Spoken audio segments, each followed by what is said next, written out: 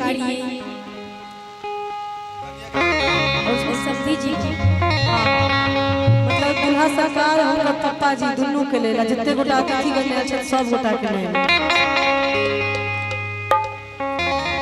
और जितने लोग खड़े हैं अगर कुर्सी खाली है तो आप सभी बैठ जाइए क्योंकि जमाना का कार्यक्रम थोड़ी देर में होने वाला है तो कुर्सी अगर खाली है तो आप लोग बैठ जाइए।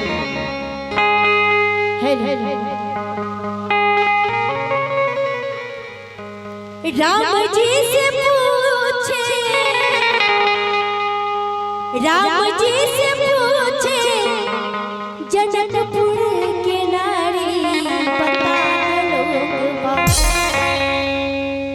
राम जी से पूछे जनकपुर के नारी बता लोगवा। हो बता लोग बते काहे नारी बता बता